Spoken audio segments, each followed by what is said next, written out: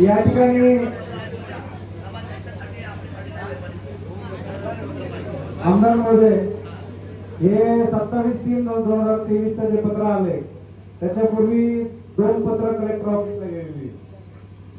पहिलं पत्र 15 ऑक्टोबर 2022 ला अदानी ग्रीन एनर्जीनं कलेक्टर ऑफिसला लिहिलं की आम्हाला अशा टोपोग्राफी सर्वेसाठी परमिशन द्या.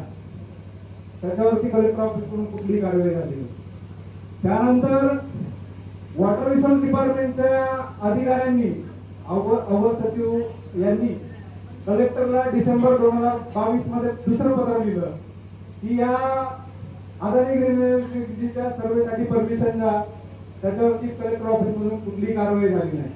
आणि त्याच्यानंतर डायरेक्ट अदानी ग्रीन एनर्जीने तहसीलदारांना हे पत्र 2023 मध्ये जे लिहिलं आणि त्या अनुषंगाने तहसीलदारांनी डायरेक्ट पत्र ग्रामपंचायतीला काढलं. मला सांगा, जर 2022 मध्ये 2 वेळा पत्रव्यवहार कलेक्टर ऑफिसला झालाय, कलेक्टर ऑफिसने या ठिकाणी उत्तर द्यावं. त्या पत्रांना उत्तर का दिली नाही, परमिशन का दिली नाही. दुसरी गोष्ट, ज्यावेळेस ताईंनी ऑब्जेक्शन घेतलं त्याच्यानंतर कलेक्टर ऑफिसने तिथल्या तहसीलदारांना पत्र काढलं की या सगळ्या प्रकरणाची चौकशी करावी आणि चौकशी अहवाल तो ग्रामसभेला सादर करावा आणि एक प्रत जिल्हाधिकारी कार्यालयाला द्यावी. माझा इथल्या तहसीलदारांना प्रश्न आहे, तो चौकशी अहवाल कुठे, त्या प्रकरणाचा चौकशी अहवाल कुठे. त्यामुळं आमदार साहेब, ह्याच्यामध्ये प्रोसिजरल लॅब्स खूप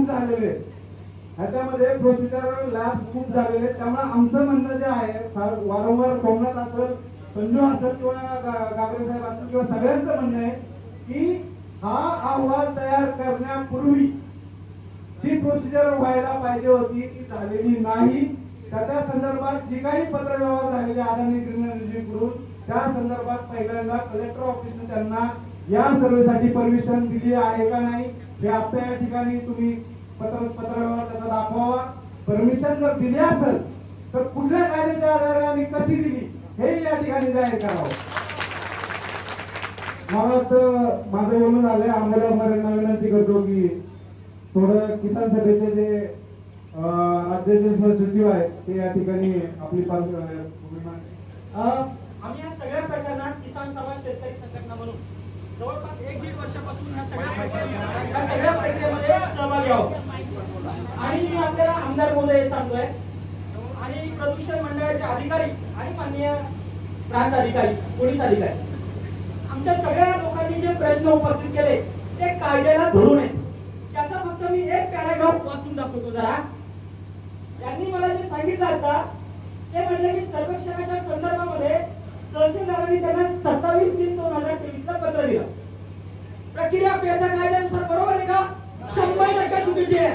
ते कसे कायद्याला हे ग्रामसभेला दिलं पाहिजे, हे ग्रामसभेशी बोललं पाहिजे. तहसीलदारांनी दिलं, तहसीलदारांना दिल्यानंतर तहसीलदारांनी हे पत्र यांना दिलं. त्याच्यावर ग्रामपंचायतीने तिथल्या ग्रामसभेने 27/4/2023 ला त्यांचं पत्र दिलं की अशा प्रकारचं काही सर्वेक्षण इथे करू नका, आमच्या ग्रामसभेशी चर्चा करा, आपण बोलू. अत्यंत बरोबर पत्र दिला, त्यांचा ठराव दिला, तुमचा ठराव दिला ना. यांनी 27/4/23 ला ठराव दिला. साहेब, मी तुम्हाला एक महाराष्ट्र शासनाचा डॉक्युमेंट वाचतो. ग्रामसभेच्या ठरावाला पेसा गावातल्या, पेसा भागातल्या ग्रामसभेच्या ठरावाला घटनात्मक महत्व आहे, त्याला संविधानात्मक महत्व आहे. त्या ठरावाची तुम्ही अंमलबजावणी केली नाही म्हणून त्याच्यावर कारवाई सुद्धा ही ग्रामसभा करू शकते. मी डॉक्युमेंट वाचतो महाराष्ट्र शासनाचं, प्रदूषण मंडळाचे साहेब आणि सगळे अधिकारी. असं लिहिलंय की पेसा गावाच्या ठरावाची अंमलबजावणी करणं हे अनिवार्य आहे का? म्हणजे पेसाचा जो ठराव आहे त्याच्यावर अंमलबजावणी करायची का असा प्रश्न आहे. त्याचं उत्तर सांगतो. त्यांनी असं लिहिलंय, पेसा गावच्या ग्रामसभेने पारित केलेला ठराव हा तिच्या कार्यक्षेत्र पुरता कायदा किंवा नियमाचा आहे. ठराव आहे ना ग्रामसभेचा, तो ह्या गावापुरता आणि ह्या कार्यक्षेत्रापुरता साहेब कायदा आणि नियमाचा आहे. आणि म्हणून म्हटलंय दिल्ली मुंबईमध्ये आम्ही दिलेलं सरकार आहे, पण आमच्या गावात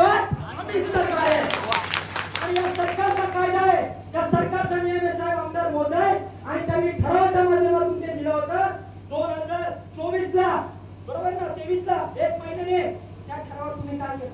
त्या ठरावात पुढे वाचतो, कारण पेसा कायदा हा 73व्या घटना दुरुस्तीचा भाग आहे.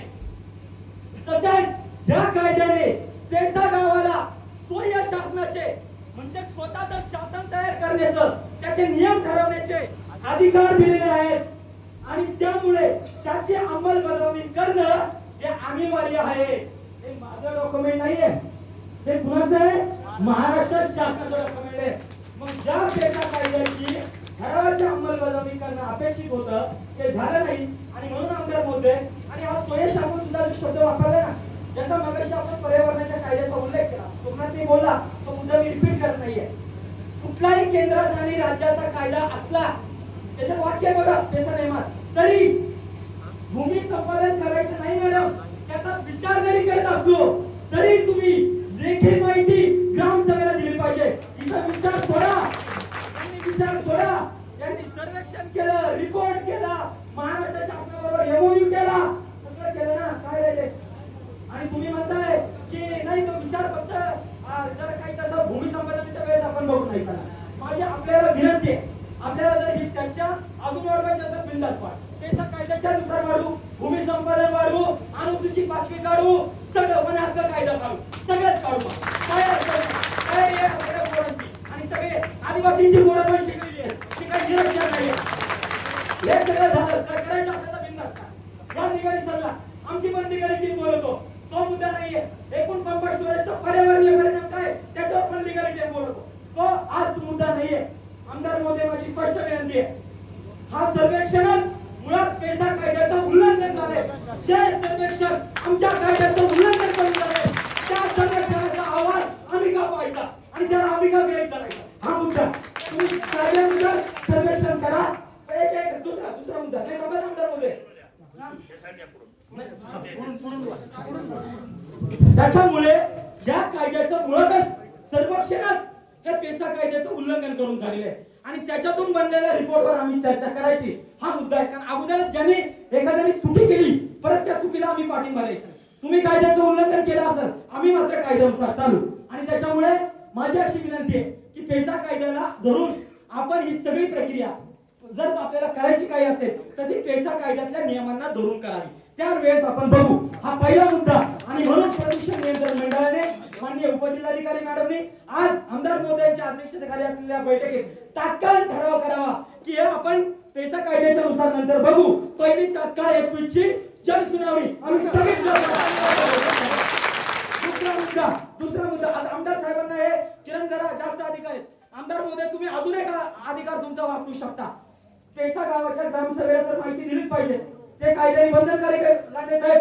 पण दुसरा मुद्दा काय, ह्या तालुक्याचे जे आमदार आहेत, या भागातले जे खासदार आहेत, त्यांना लोकांनी निवडून दिले ना, त्यांना जर हा प्रकल्प माहित नसेल तर या ठिकाणी सुरुवात आता तुम्हाला सुद्धा अंधारात ठेवलेले, प्रशासनाला नाहीये. तुम्ही माझं म्हणणं आहे 4 दिवस अगोदर कोण अधिकारी तुम्हाला येऊन त्या प्रकल्पाची जर माहिती देत असेल तर आपण त्याच्यावर काय करायचं? एवढे दिवस ते का नाही आले माहिती द्यायला? आज तुम्हाला ती माहिती घ्यायची. हा, त्याच्यामुळे 4 दिवस अगोदर तुम्ही आम्हाला, आमची विनंती आहे ही सगळी प्रक्रिया पेसा कायद्याचं उल्लंघन करून झालेली आहे. इथल्या लोकप्रतिनिधींना अंधारात ठेवून ही प्रक्रिया झालेली आहे आणि म्हणून पहिल्यांदा ही जनसुनवाई 21 ची स्थगित करू, त्याच्यानंतर पेसाच्या नियमानुसार काय प्रक्रिया असेल त्या नियमानुसार करूया.